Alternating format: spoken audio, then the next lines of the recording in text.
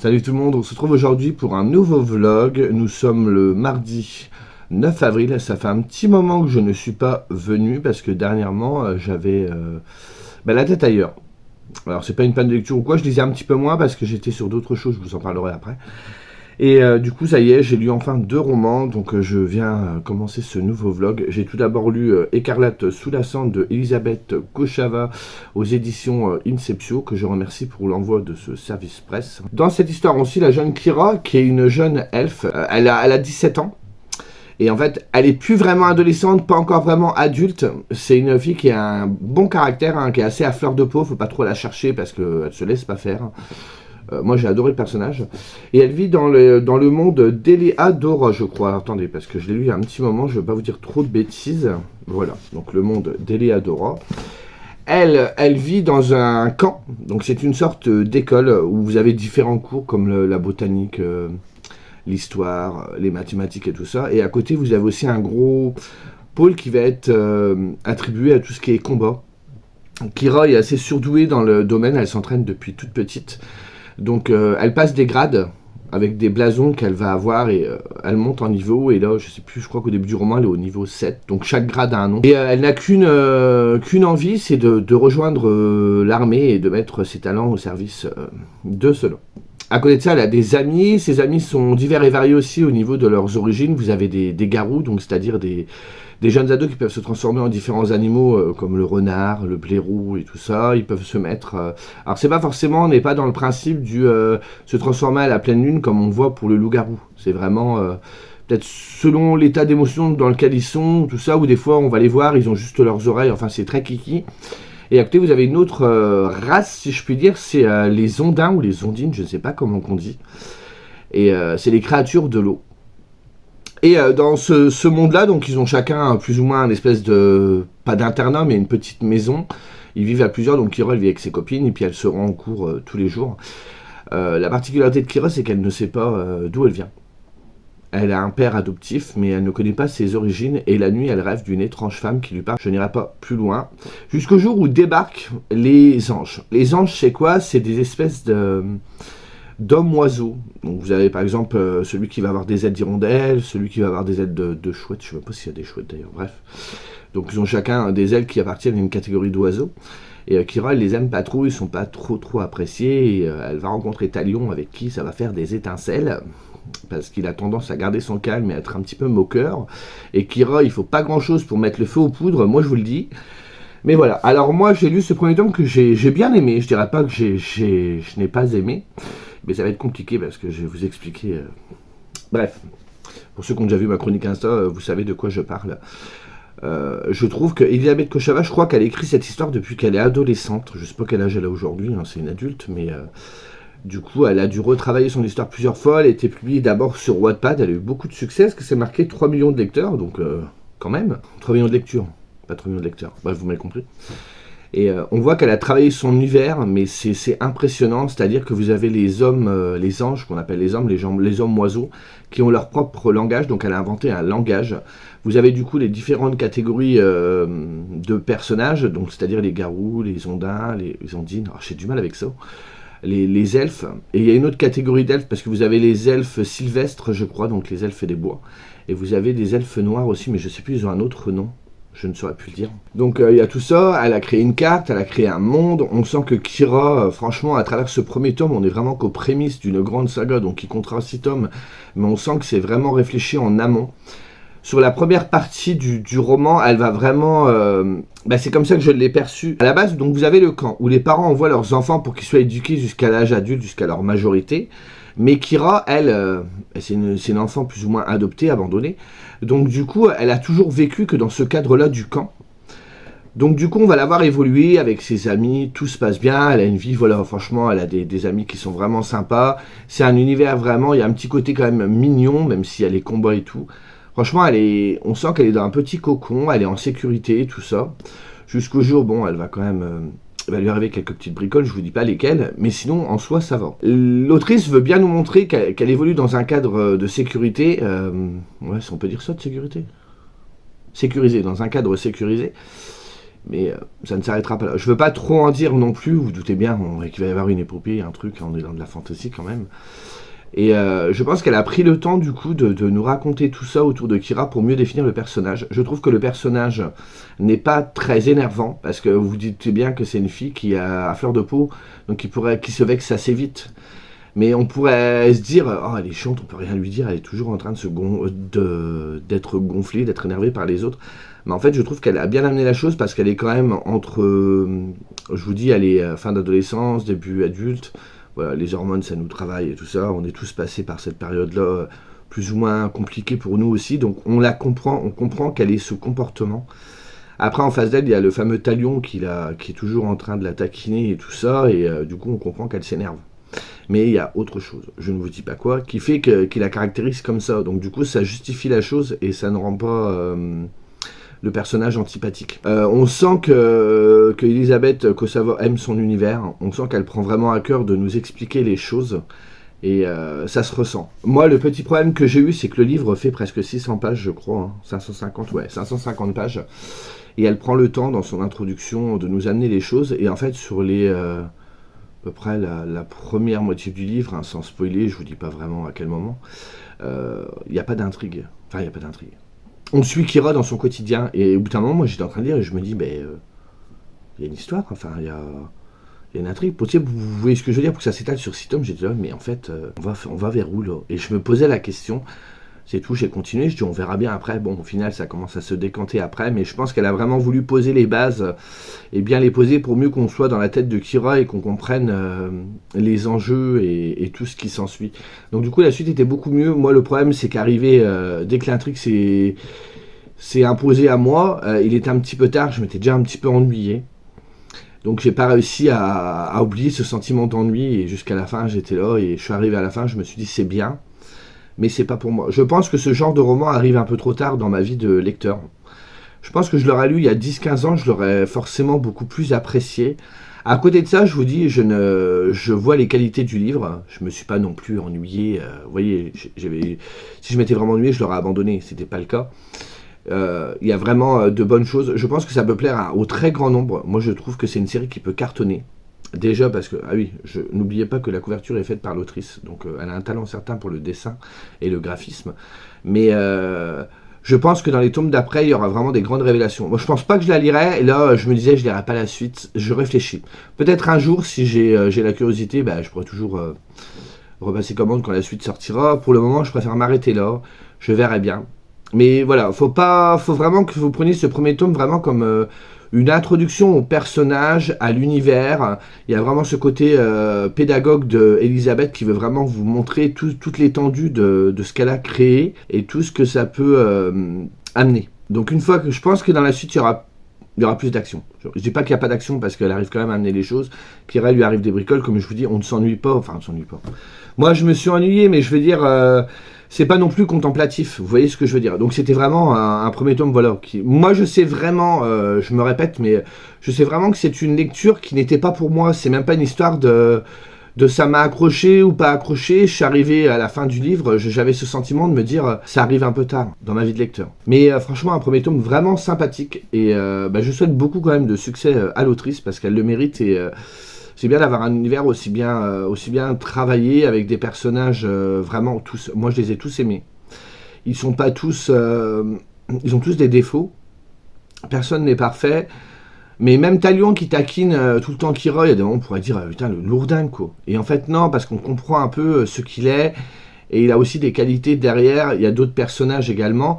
Mais voilà, c'est pas du tout manichéen. On aime ou on n'aime pas les personnages. Elle a vraiment créé des personnages qui sont humains. Un elfe qui est humain, c'est un peu bizarre. Mais vous voyez ce que je veux dire.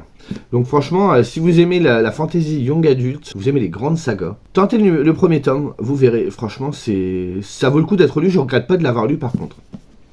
Toujours chez Inceptio, j'ai lu également Ask for Help, donc de Liam Faust. Donc ici, c'est la suite de Cry for Help. Je vous en avais parlé il n'y a pas si longtemps que ça. Je l'avais relu pour attendre cette suite. et j'ai adoré cette suite, je l'ai fini hier soir. J'ai mis un petit peu de temps à me mettre dedans, j'étais pas dans le mood, j'avais envie d'autre chose que la lecture, et au final quand j'ai vraiment plongé dans le livre, ça l'a fait grave. Petite question auquel je vais répondre tout de suite. Si vous vous posez la question de savoir s'il faut lire Cry for Help, personnellement je trouve que oui. Pourquoi ? Parce qu'en fait, même si l'intrigue se suffit à elle-même, il y a des rappels de l'auteur et tout, je pense qu'il vous manquera des éléments parce qu'il va faire référence à certaines choses qui se passent dans Cry for Help avec plus ou moins la première affaire. Vous avez également la rencontre entre les deux personnages principaux, donc Alice et Alex. Donc du coup, quand vous allez lire la suite sans avoir lu le premier, il y aura quand même un manque, je pense, parce que moi je trouve que rien que le personnage d'Alice, entre ce qu'elle est dans le premier tome, parce que dans le premier tome elle a 17 ans, et dans le second, c'est 7 ans plus tard, elle en a 24. Elle a énormément évolué. Je trouve que dans le premier tome, Alice, moi, apparemment, elle m'agaçait parce qu'elle était capricieuse. Elle était chiante, même si j'adorais le personnage, mais il y a des moments où elle était gonflante. Dans le 2, elle a vraiment évolué, elle a vraiment changé. Même Alex, c'est plus du tout le même. Bon, Alex, c'est pour d'autres raisons aussi. Et du coup, en fait, quand vous verrez au début... parce qu'au tout début du récit, je peux vous raconter quand même le début, je spoilerai pas Cry for Help. Au début, on retrouve Alice qui est chez la psychologue, parce qu'il lui est arrivé des petites bricoles dans le tome précédent, et du coup, elle a besoin de remettre un peu les pendules à l'heure. Donc elle discute avec la psychologue et tout ça, et en fait, on apprend qu'elle parle plus à Alex depuis pratiquement 7 ans, qu'ils se sont perdus de vue. Elle, à côté, elle veut devenir, je crois que c'est avocate. Donc elle est en études à la fac et tout ça, machin, et après on découvre un petit peu Alex. Alors Alex, je dévoile rien, parce que c'est vraiment je crois que c'est d'ailleurs le premier chapitre, le prologue. C'est le prologue, donc Alex, il est tombé dans la drogue. Vous comprendrez après pourquoi. Et du coup, tout le début du roman, si je divisais le roman en 3 parties, je vais dire la première partie, ça va être vraiment... on va nous resituer les personnages, Alex, comment il pense aujourd'hui, ce qu'il est, parce que vous avez l'alternance Alex-Alice. Je sais plus si ça le faisait dans le premier tome, ça, mais dans le deuxième, c'est ça. Un coup, on a les pensées d'Alice, un coup, les pensées d'Alex. Plus d'Alice que d'Alex, mais bref. Et du coup, à travers, comme on va les suivre avec ce qu'ils pensent, on va les redécouvrir. Et du coup, les 100 premières pages, l'auteur va prendre le temps de nous les replacer dans le contexte actuel et ce qui s'est passé depuis le tome précédent. Et ensuite, voilà. Je trouve qu'au niveau de la structure du roman, c'est à peu près le même principe que celui d'avant. C'est-à-dire, vous avez 50% tout ce qui va être intrigue policière, thriller, et 50% où on va suivre les personnages dans leur vie quotidienne. Moi, j'ai bien aimé ce côté-là parce qu'en fait, comment dire ça sans faire de caricature, sans minimiser certaines choses, mais je vais être un peu caricatural pour vous expliquer. En gros, quand vous lisez un thriller, vous allez rencontrer des personnages à qui va arriver certaines choses.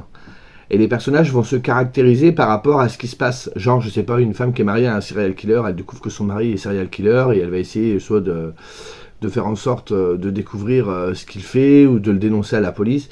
Et du coup, le personnage va se caractériser vraiment par rapport à cette affaire. Donc, du coup, dans l'exemple que je vous donne, par rapport au serial killer. Si vous enlevez le serial killer, le personnage, il n'a plus vraiment de motivation ou de justification dans son existence. Vous voyez ce que je veux dire ? Que là, non, parce que là, on les découvre vraiment. Alice, on va découvrir qu'elle a des amis, on va découvrir elle est dans sa vie amoureuse, dans ses études, avec ses parents. Enfin, même si vous enlevez l'intrigue qui va tourner donc autour d'Alex, le personnage existe encore. Je sais pas si vous voyez ce que je veux dire, si je suis très clair dans ce que je dis. Et du coup, voilà, c'est aussi plaisant d'avoir l'intrigue qui va monter en tension au fur et à mesure du roman, jusqu'à qu'on n'arrive plus à lâcher le bouquin. Autant on aime aussi les suivre, donc ça les rend vraiment attachants, ça les rend vraiment réels entre guillemets. Et voilà. Donc moi au début, les 5 premières pages, j'étais un petit peu pas perdu, mais j'étais là. Alors attends. Moi j'avais quitté Alice d'une certaine façon. Alex pareil, et là je les retrouve. Je suis un peu perdu.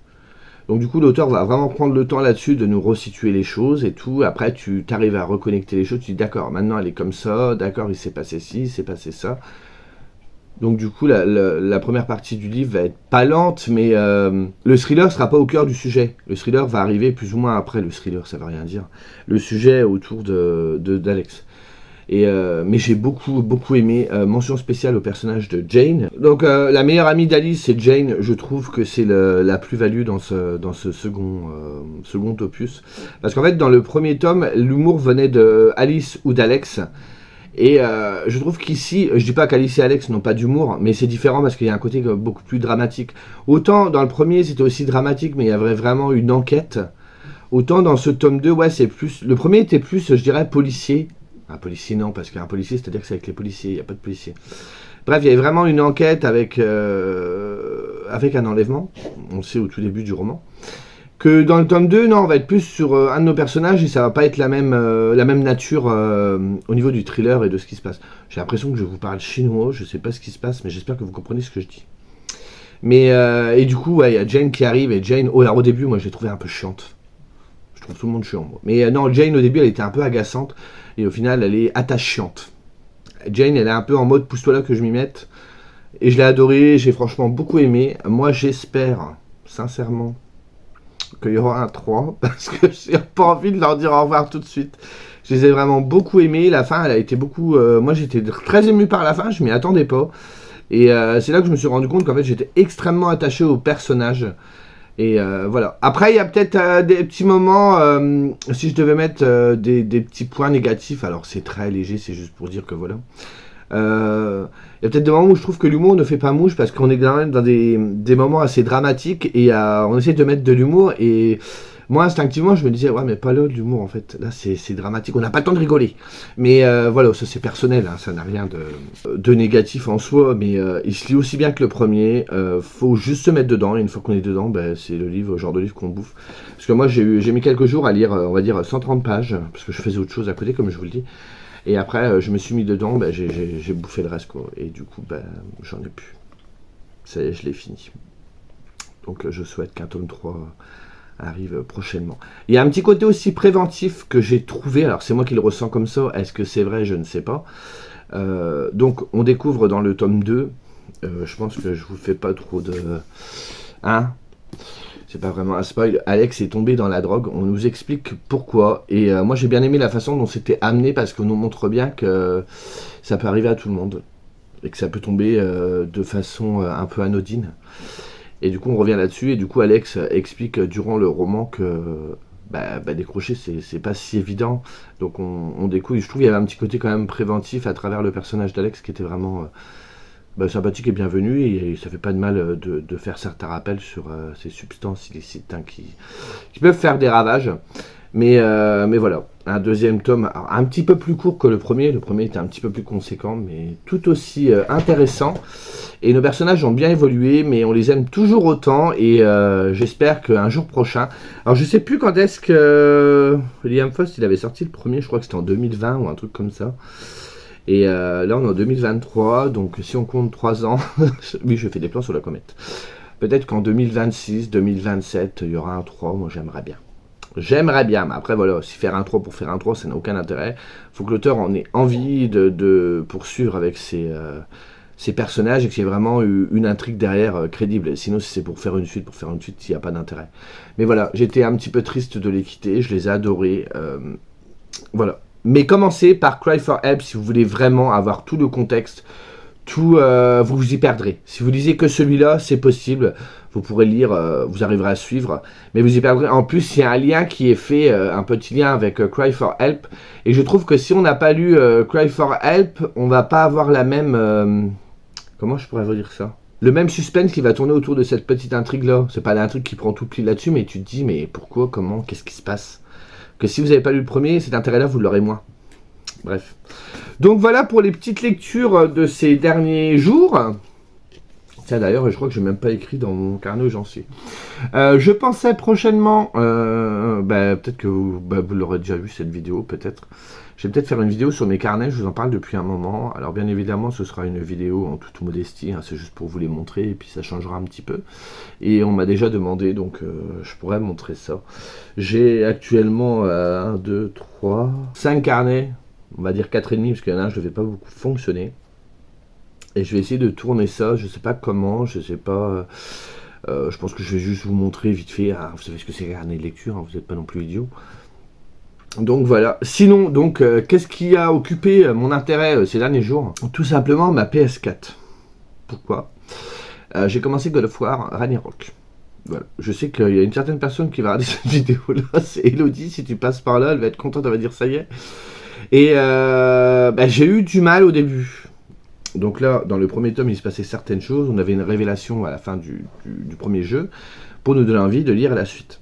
de jouer la suite, pardon. Et du coup, moi, quand j'ai commencé le jeu du 2, alors le graphisme, je ne reviens pas dessus, le jeu est absolument sublime, je crois que c'est un des plus beaux jeux que j'ai vu. Franchement, il est absolument magnifique. Petit X, c'est que moi, autant la mythologie gréco-romaine, je dis pas que je connais par cœur, mais je connais les principaux grands dieux, je sais à quoi ils correspondent. Par exemple, vous voyez, j'ai lu Percy Jackson, il me reste juste un tome, je suis pas perdu. Parce que je sais, chez nous, c'est assez... chez nous, dans le côté occident, c'est assez popularisé ces mythes-là. Par contre, là, on est dans les mythologies nordiques, moi, j'y connais pas grand-chose. Je sais qu'on en parle dans les Chevaliers du Zodiaque, dans Senseiya. Mais sinon, c'est assez... moi, j'ai pas assez de notions, quoi. Et voilà, on est sur le truc nordique, moi, j'y connais pas grand-chose. Donc, du coup, Laurent, qui est très intelligent, qu'est-ce qu'il a fait quand il a joué au jeu? Et à un moment, il y a des cinématiques. Et moi, je suis en train de faire quelque chose à côté. Donc, la cinématique, elle passe, je faisais autre chose. Donc, j'ai pas écouté ce que disaient les personnages. Je me dis, c'est pas très intelligent. Et du coup, j'étais complètement perdu. Je me dis, mais il se passe quoi? Je comprends rien. Bon, j'ai réussi à raccrocher les wagons. Mais je trouvais que la première partie du jeu était très linéaire. C'était on avançait, des monstres, on tue les monstres. On avance, on tue les monstres. Je me suis beaucoup ennuyé. C'est un avis personnel, hein, je le rappelle. Après, ça va mieux. Il y a des petites énigmes, il y a des moments où il faut avoir un petit peu de réflexion. Au niveau du scénario, je ne dis rien, parce que je trouve que le scénario, il est béton. Franchement, on sent que c'est vraiment bien écrit. Ils font des petits clins d'œil que je n'avais pas vu. D'ailleurs, j'en avais discuté avec Benjamin, les mots magiques dont je parle de temps en temps. On a discuté il n'y a pas longtemps et il m'a expliqué certaines choses. Ah, mais je savais pas ça. Donc voilà. Après, il y a des parties avec le fils de Kratos. Que du coup, là, on joue je sais pas, je crois que dans le premier, on jouait pas le fils de Kratos. Je ne sais plus. Bref, on joue le fils de Kratos et je trouve que. À un moment, on est sur un espèce du yak. Un yak, une vache, je sais pas trop. On cueille des légumes. Et moi, je suis là pour jouer à un jeu de guerre. Je suis pas là, un jeu de guerre, un jeu de combat, fantasy, quoi, dark fantasy. Je suis pas là pour jouer Nicolas Jardinier, quoi. Donc ça, j'ai pas trop aimé. Après, il y a, voilà, tous les arcs autour de Atreus. Je suis pas, c'est pas là où je suis le plus à fond dedans. Bref, ça c'est un détail. Et on va aussi avoir le personnage qu'on avait déjà vu dans le 1, qui est Freya, que j'adore. Je crois que c'est mon personnage préféré. Ça, Elena. Sindri et je ne sais plus comment s'appelle l'autre qui m'ont fait beaucoup rire. Mais franchement, c'est vraiment... c'est un bon jeu, franchement, qui est très long, parce que là, j'ai déjà joué une paire d'heures et j'ai toujours pas terminé. Mais du coup, de lire tout ça, ça donne des petits envies à Laurent. Vous savez, moi, il me faut pas grand-chose pour déclencher. Hein. Du coup, j'ai trouvé sur Internet, là, j'achèterai ça prochainement, je vais me procurer ça. C'est que j'ai vu un livre qui regroupe les mythologies gréco-romaines, nordiques et égyptiennes. Donc je me suis dit, ça c'est pour Bibi. Et également, moi, un truc qui me tente depuis extrêmement longtemps sans que je trouve ce que je voulais. Là, je pense avoir trouvé, mais pas sûr. Moi, j'adore tout ce qui est... j'aimerais découvrir, parce que j'adore. J'aimerais découvrir, je connais pas vraiment, je me suis pas intéressé plus que ça, mais moi, tout ce qui est l'Inde, l'hindouisme et tout, c'est quelque chose qui me fascine un peu, même si j'ai pas poussé mes recherches plus loin que ça. Et du coup, vous avez les mythologies hindoues, avec Ganesh, avec Vishnu, je sais plus qui c'est qu'il y a d'autres, bref, vous m'avez compris. Et du coup, moi, Ganesh est une figure de Dieu que j'aime beaucoup. L'histoire qu'il y a autour de lui, je l'ai déjà lu, je la connais pas par cœur, mais pareil, j'aime beaucoup. Et du coup, j'ai trouvé 2 livres sur Internet qui retracent, parce que ce sera en 2 périodes, tout ce qui est mythologie hindoue, et que ce sera accessible. Donc je suis encore en pleine réflexion, j'ai mis de côté, on verra bien. J'aimerais bien découvrir la mythologie hindoue, parce que je trouve que c'est quelque chose dans lequel on ne parle pas beaucoup dans les romans et tout. Là, pour la mythologie nordique, j'ai vu qu'il y avait chez Sabran Édition, qui est une branche de Saxus, Cœur de sorcière, qui était sorti, qui m'avait pas vraiment interpellé jusque-là, mais comme je suis à fond là-dedans avec God of War, je me suis dit, mais j'ai envie de découvrir cette histoire. Donc, demain, je vais en librairie, je vous laisse deviner ce que je vais me procurer. Hein. Donc, pareil, voilà. Là, ça me saoule parce qu'en ce moment, j'ai des livres que j'ai été sage encore ce mois. Là, on est qu'au milieu du mois, mais je pense que je serai encore sage ce mois-ci. Hein.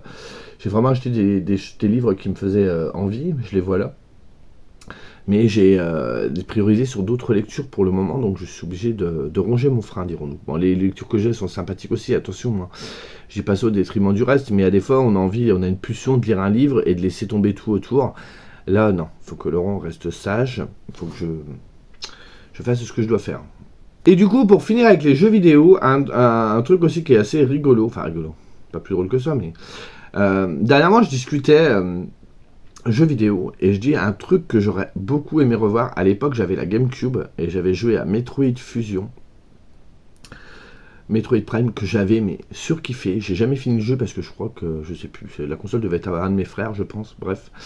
Et j'ai jamais été au bout.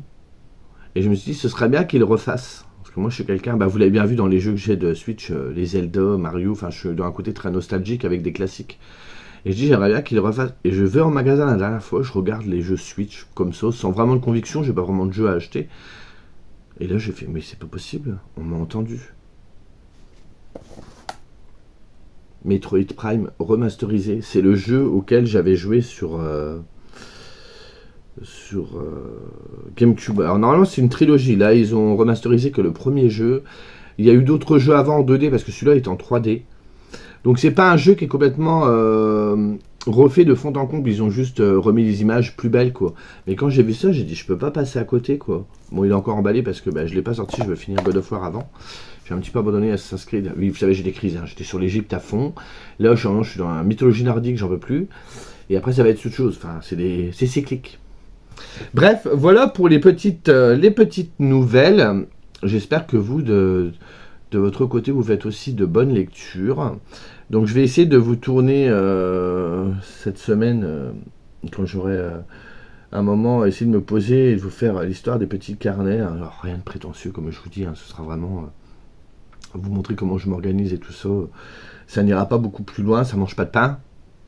Et je ne suis pas créatif, donc vous ne verrez pas de super dessins ou des super carnets avec un super bullet. Non, moi ça va vite me gonfler.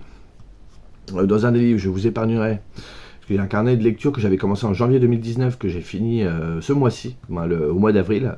Donc j'en ai commencé un nouveau, et je vous montrerai que le nouveau, je ne vous montrerai pas l'ancien. Non, parce que il y a une page d'octobre où j'ai essayé de dessiner une citrouille. La citrouille, la pauvre, elle a souffert. Donc je vous éviterai ça, vous allez vous brûler la rétine. Bref, sur ce, je vous laisse et je reviens vous voir. Actuellement, je suis en train de lire, oui c'est vrai, je vous ai pas dit, Le Voyage d'Amy, le tome 1, La forêt corde de bouc, de Dimitri Olivier aux éditions Nanachi. Alors, j'ai pas lu beaucoup, j'ai dû lire 2 ou 3 chapitres hier. On est sur de la fantaisie, hein, comme c'est le... C'est un peu ce que j'ai envie de lire ce mois-ci, mais je vous en reparle très vite. Sur ce, je vous laisse et je vous dis à plus tard. Salut. Salut tout le monde, on se retrouve, on est le mercredi 17 mai, parce que dans le clip précédent, je vous ai dit avril, on est au mois de mai. J'ai des choses à vous dire, mais aujourd'hui, je vais pas parler de lecture. Voilà, on va changer un petit peu. Pour vous donner une idée, ça fait une bonne semaine que je suis pas venu vous voir et j'ai lu un livre depuis. J'en ai commencé un deuxième, je suis la page 100. Donc autant vous dire qu'en ce moment, c'est pas la fiesta. Bref, donc on fait avec, hein, je me prends pas le chou, ça va revenir. Je ne pense pas honnêtement que ce soit une panne de lecture. Faut arrêter de... Ça me saoule en fait de tout justifier par rapport à ça.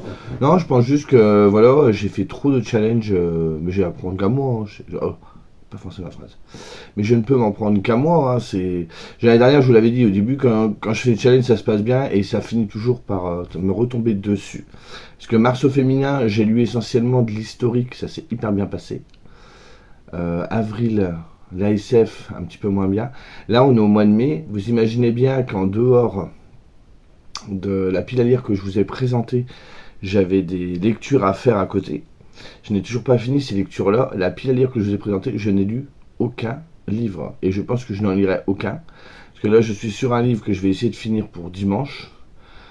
Donc, et après, j'ai une lecture commune à faire. Donc j'espère que ça va bien se passer.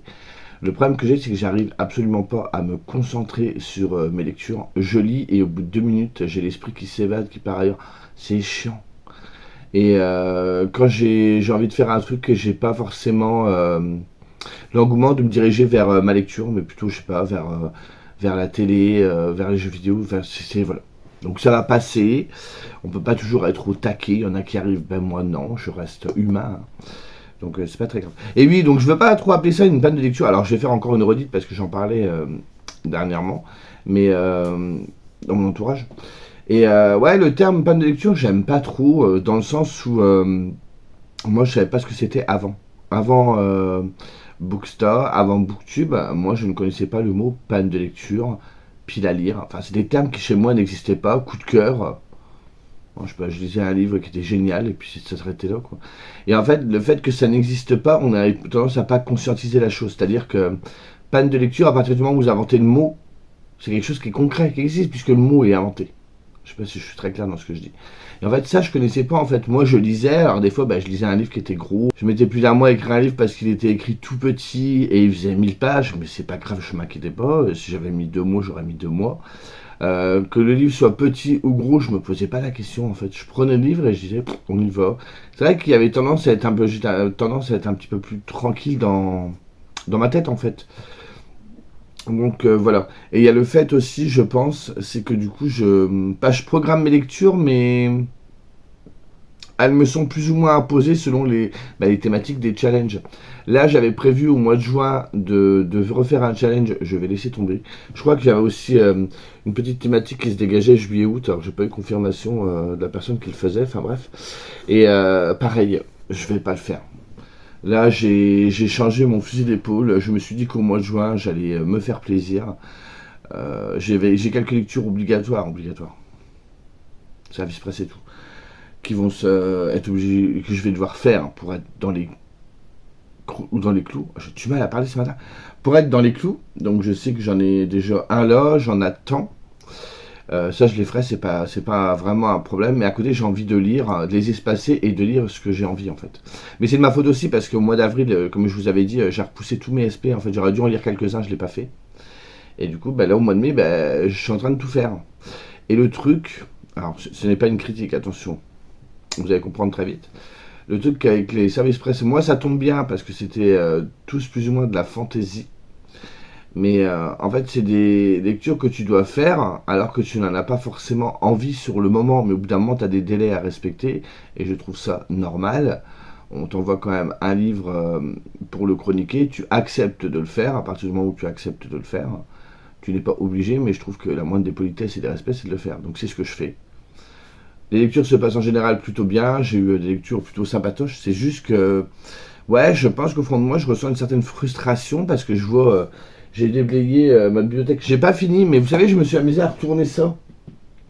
Je vide tout et je retourne la planche parce qu'elles sont pas droites, elles ont été tordues avec le poids. Donc je les mets un peu dans l'autre sens pour que l'étagère elle respire. Et du coup, je voyais certains bouquins, je dis ah ça j'ai envie de le lire, ça j'ai envie de le lire. Le book haul que vous aurez donc au mois de début juin, le book haul du mois de mai, qui n'est pas très gros. Les bouquins que j'ai achetés dessus, du coup, comme il n'est pas très gros, j'ai sélectionné vraiment des livres qui me font énormément envie. Est-ce que je peux les lire? Ben non, parce que j'ai d'autres lectures à faire, dont le fameux challenge fantasy, machin. Donc du coup, ceci entraîne cela et ça fait boule de neige. Parce qu'avant, moi, je savais que c'était, comme je vous disais, oui, j'ai un peu fait l'introspection sur moi-même. Je me posais pas ces questions-là. C'est qu'en fait, je voulais lire un livre, je le lisais. Des fois, j'étais 15 jours sans l'ouvrir parce que je me ponvis, je faisais autre chose. Tout ça, c'est pour ça que je veux revenir à quelque chose comme ça. Bon, on n'en est pas là parce qu'il faut bien nourrir un peu mon Instagram et la chaîne. Quoi qu'Instagram, ça va, j'arrive à faire mes chroniques plus ou moins aussitôt ma lecture terminée, donc j'en ai toujours d'avance. Donc ça, c'est cool et j'en publie toujours. J'attends toujours 3-4 jours. Je veux pas les gaspiller et en mettre 10 d'un coup. Mais du coup, voilà, donc je me provoque en fait des frustrations, c'est tout ce que je fais. Et du coup, j'ai décidé, bon, je vous dis ça, mais je sais pas quand est-ce que vous aurez ce vlog. J'ai décidé au mois de juin, au lieu de faire des challenges et des machins, de me faire une petite liste des livres qui me font énormément envie. Il y en aura certainement trop, mais c'est pas grave, de vous les montrer. Je lirai ce que je lirai dedans, plus à côté, forcément, comme je vous disais, les services presse. Mais voilà, je me prendrai pas le chou. Je lirai ça et ce sera très bien. Et peut-être que ça me remotivera, parce qu'il y a franchement tout et son contraire dans la liste que j'ai fait. Et puis voilà. Donc je me suis dit, à défaut de venir vous parler bouquin, il faudra que je vienne, mais je vais attendre d'avoir fini mon deuxième livre pour venir vous en parler. Et je pense que j'essaierai de clôturer plus ou moins le vlog à ce moment-là. Moi, je vais voir. En fait, je me suis dit, je vais venir quand même les voir. Ça fait quand même une semaine que je suis pas venu. Et puis voilà où en sont les choses. C'est pas grave, hein. Tous les ans, vous savez que moi, il y a des périodes où je vais lire un peu moins. Là, en plus, c'est même pas que j'ai pas envie de lire, c'est que j'ai envie de lire, mais j'arrive pas à me concentrer. Et je pense que je me frustre parce que je lis pas forcément ce dont j'ai envie. Je crois que là, on arrive au point de non-retour où je vais plus faire de challenge jusqu'à la fin de l'année. Et voilà, et après la fin du mois de mai sera terminée, et en fait, ben, j'aurai lu aucun livre de ma part. Mais c'est de ma faute encore une fois. J'espère que de votre côté ça se passe mieux au niveau des lectures, que vous faites de bonnes lectures et tout ça. Donc moi j'attends que ma concentration fasse son retour, parce que là en plus je suis en train de passer à côté d'un livre qui m'a l'air fort sympatoche en plus, que j'ai pas demandé, qu'on m'a proposé, que j'ai accepté, et qui me fait faire envie. Je le vois, je l'ai sous les yeux, mais je veux pas vous le montrer là, je suis pas venu pour ça aujourd'hui. Mais j'ai l'impression de passer un peu à côté, ça me fait chier parce que je sais que c'est le genre de livre que j'adore. Voilà, que j'adore. J'adore la maison d'édition. Et la thématique est plutôt sympa, pas innovante parce qu'on l'a déjà vu, mais intéressante. Et en plus, j'adhère bien à la plume de l'autrice. Donc je sens que je suis pas à fond au taquet, quoi. Donc ça me saoule un petit peu. Mais ça va revenir, ça va revenir. Bref, voilà. Voilà, c'est tout. C'est tout, c'est tout. Sur ce, à côté de ça, j'ai regardé un film hier. J'ai regardé un film, moi j'ai déjà vu 50 000 fois. Donc c'est ce film-là, vous savez, c'est un remake des Liaisons dangereuses qui est sorti en 99. Donc on met en avant quand même deux êtres absolument ignobles qui font des paris sur les gens. Alors j'ai pas la comparaison parce que du coup quand j'ai vu ce film-là quand j'étais ado, je me suis acheté le classique. Et vous doutez bien que je l'ai toujours pas lu. Faudra que je le lise parce que tout le monde me dit que c'est vachement bien, donc il faudra que je m'y mette. C'est un roman épistolaire en plus, donc ça peut se lire assez vite. Mais du coup voilà, j'ai montré ce film-là à Petit Binôme hier. Elle connaissait pas, elle a trouvé ça sympa sans plus, mais bon. Après je comprends qu'elle n'ait pas forcément les mêmes goûts que moi, puisque moi je l'ai vu adolescent. Donc voilà, le souvenir m'aura plus marqué. Je pense que voilà, après les mentalités, tout ça, ça a évolué depuis. Donc peut-être que les jeunes de maintenant, parce qu'elle est plus jeune que moi, ont pas les mêmes critères. Et pour eux, ça semble peut-être un peu dépassé ou un peu vieillot. Je sais pas. Moi, j'adore cette adaptation. Franchement, je kiffe ce film. Bref, et sinon niveau jeux vidéo, j'ai commencé Metroid Prime. J'ai pas la boîte sous les yeux. Alors faut aimer, hein, c'est quand même spécial. C'est une vue à la première personne. Il n'y a absolument pas de dialogue parce que le personnage est vraiment tout seul et il se retrouve sur une planète dans l'espace qui est un petit peu contaminée. Donc il y a quand même déjà des notions d'écologie. Et on a une femme déjà qui s'appelle Samus. Donc ça c'est cool aussi. Et du coup, bah voilà, elle a un espèce de pistolet dans une combinaison et tout, et elle se bat contre des pirates de l'espace qui ressemblent à des espèces de lézards. Et du coup, elle évolue sur cette planète. Alors, c'est une planète un petit peu spéciale parce que vous prenez des ascenseurs. Alors, je ne saurais pas vous expliquer comment ça se passe. Au début, elle est dans un espèce d'univers assez verdoyant, un peu limite forêt, jungle. Et après, quand vous prenez des ascenseurs, vous vous retrouvez dans un monde où il y a de feu, un monde de feu, donc c'est-à-dire que vous allez avoir de la lave partout. Après, vous avez un monde où ça va être plus la neige. Donc, je sais pas si tout est sur la même planète. Et du coup, vous essayez de combattre donc ces espèces de pirates. Et à côté de ça, vous avez un peuple ancien qui s'appelle les Chozo, je crois. Chozo, ouais. Qui a vécu sur cette planète et qui vous explique que voilà, il faut récupérer des espèces de reliques. Parce que la planète est en train de mourir petit à petit. Et si on fait rien, d'ici quelques années, elle ne sera plus viable, quoi.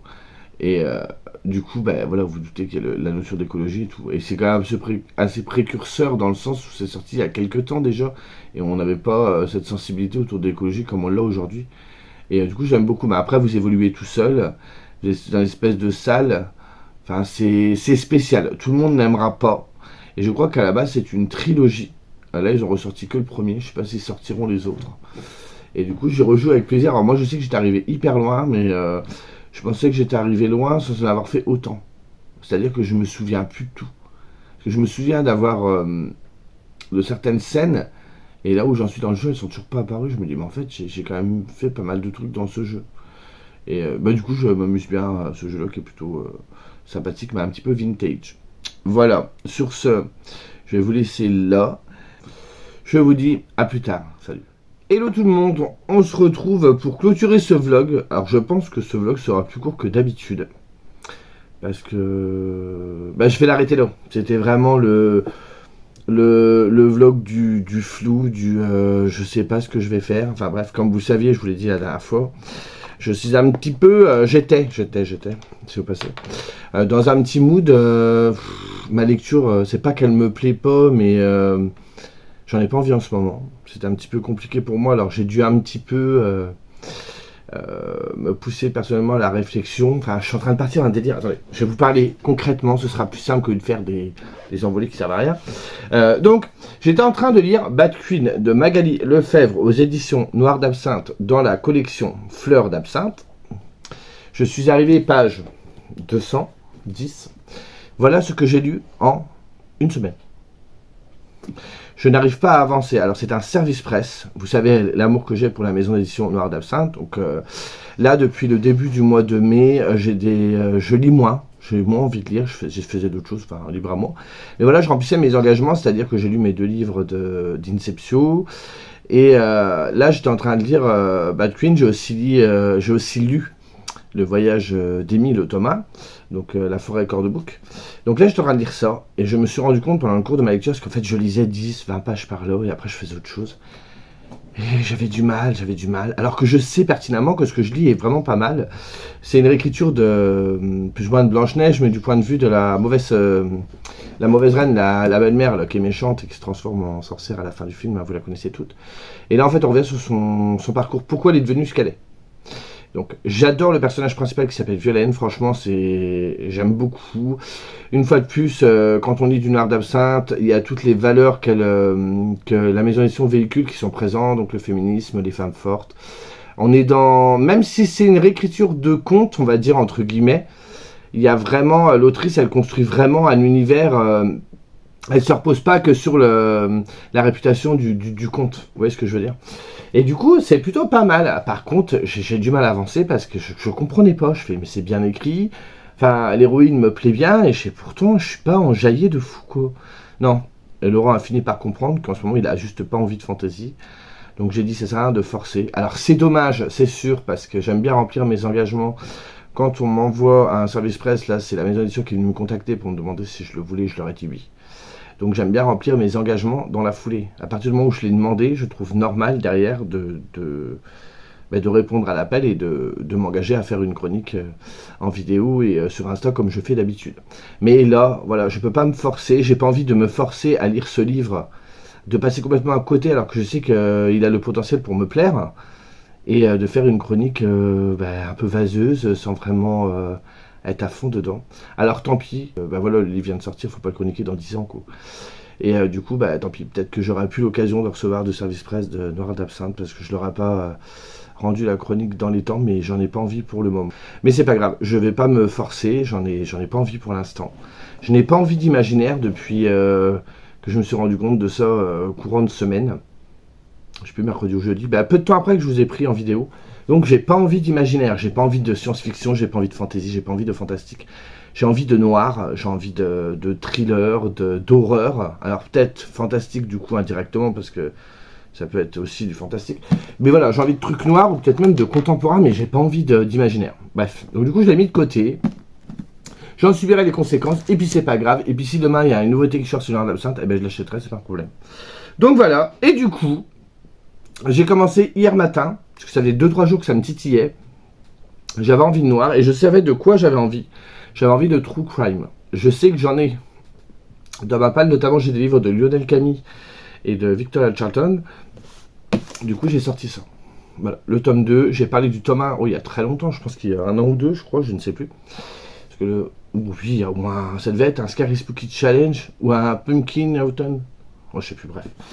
Donc là, j'ai lu, je l'ai commencé hier matin, je l'ai fini à l'instant. Voilà, j'ai fini il y a quoi, 1 heure. J'ai adoré, c'est ce que j'avais envie, comme quoi, vous voyez, des fois, je savais que c'était pas une panne de lecture, j'avais envie, mais pas de ça.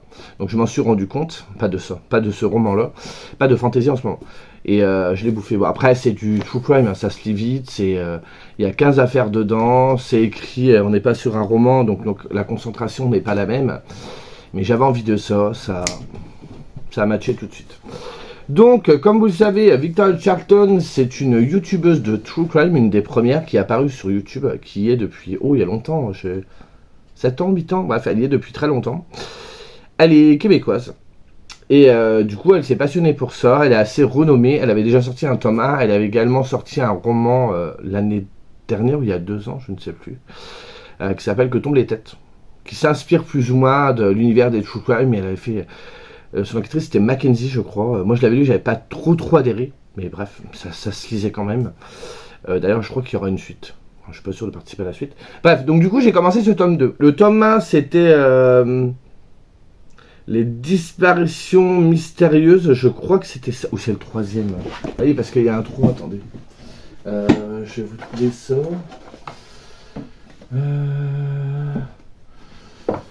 Parce qu'il y a le 3 qui est sorti à Noël, je crois. Donc le 3, c'est 20 histoires criminelles déconcertantes. Non. Donc, ça va être le premier, ça va être des disparitions mystérieuses, me semble-t-il. Je préciserai si c'est pas ça. Et là, le 2, c'est 15 affaires criminelles jamais résolues. C'est 15 à chaque fois. Hein. Ah non, là, c'est 20. Donc, bien évidemment, quand vous commencez un livre comme celui-ci, il ne faut pas avoir peur d'être frustré déjà, parce que vous n'aurez aucune réponse. Le mystère va planer.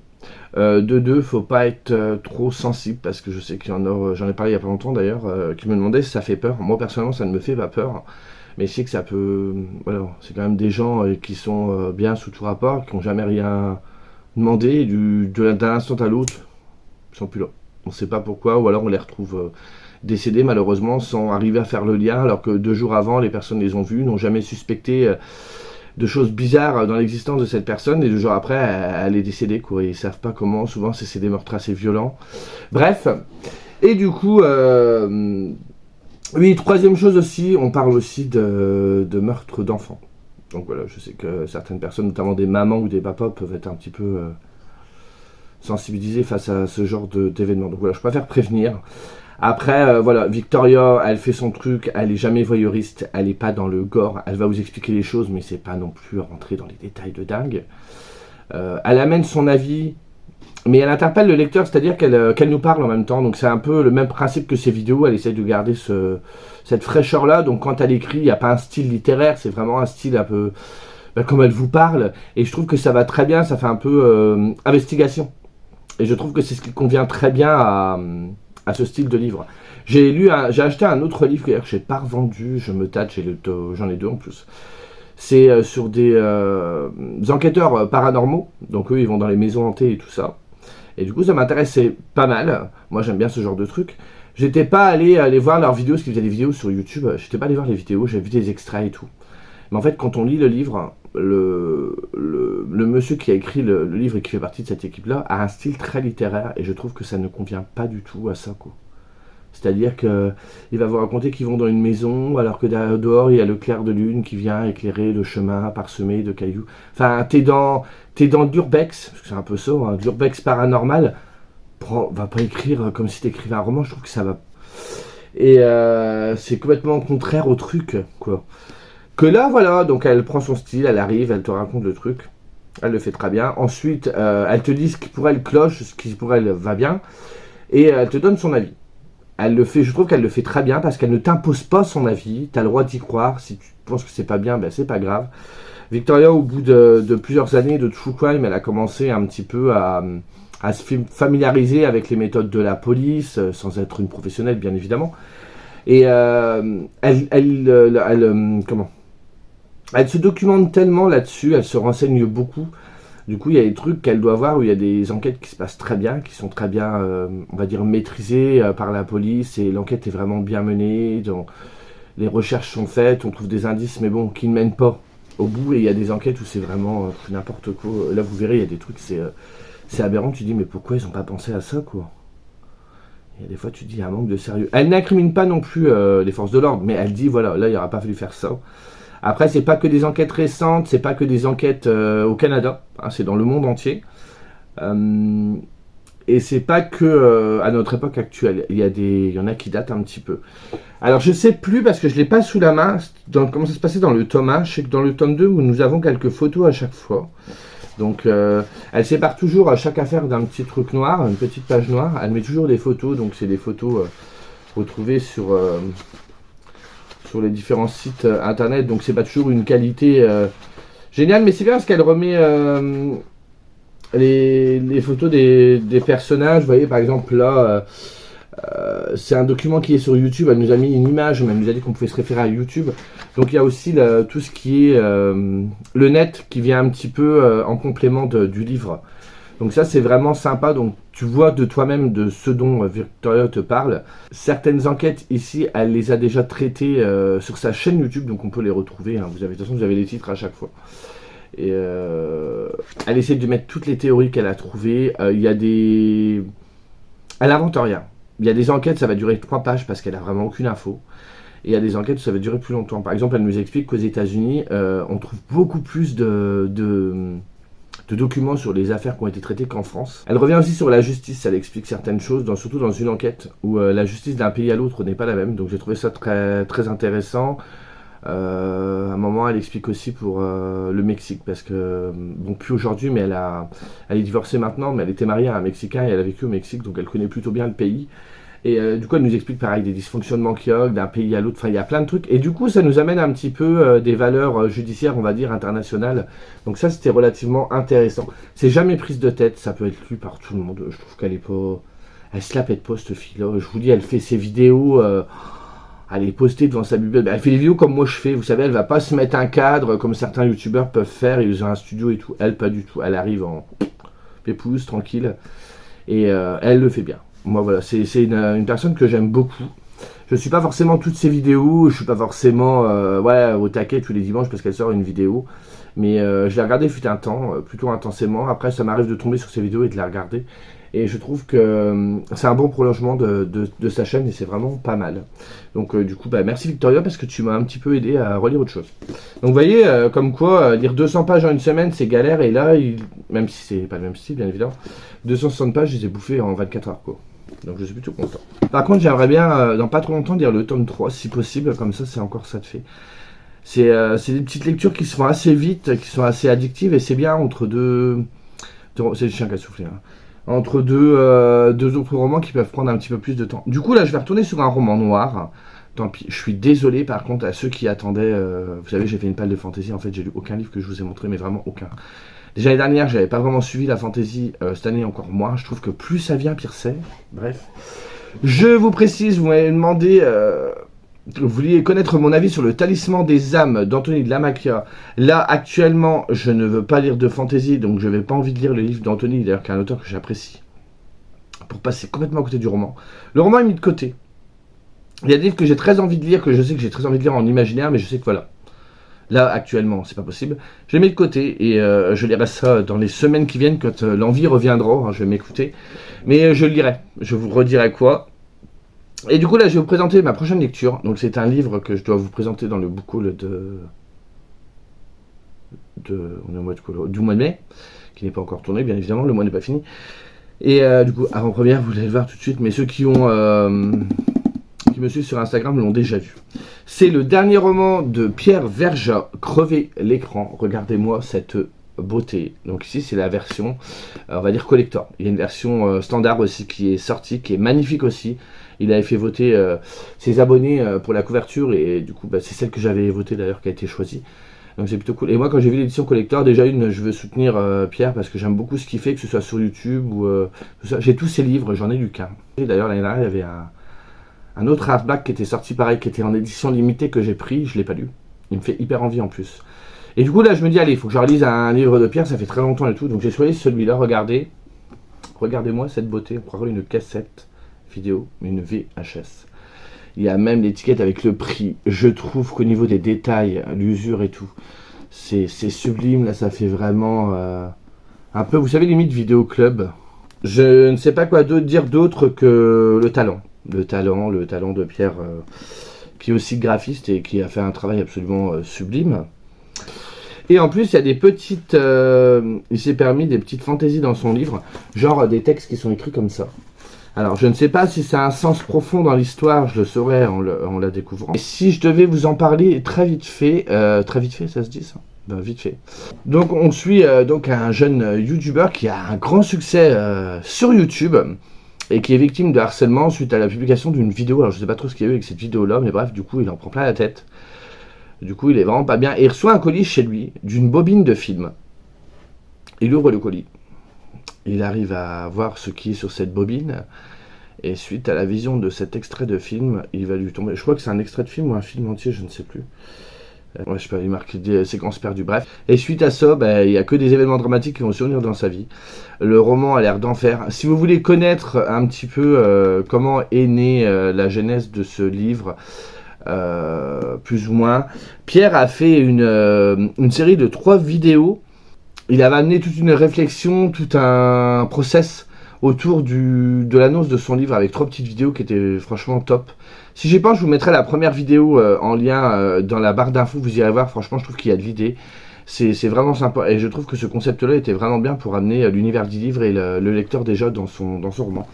Donc voilà, je suis très heureux de le montrer aujourd'hui. Alors il n'y a pas de partenariat, il n'y a rien du tout, c'est juste que j'apprécie la personne. Donc je veux juste voilà, amener ma petite pierre à l'édifice, dirons-nous. Du coup je vous redis quoi très prochainement sur la lecture quand je l'aurai lu. J'en ai très envie. En plus voilà, c'est écrit assez gros, c'est assez espacé. La page est bien blanche, ça a l'air d'être assez agréable. Il fait presque 500 pages, nous verrons bien. Donc ce sera ma prochaine lecture. Et voilà.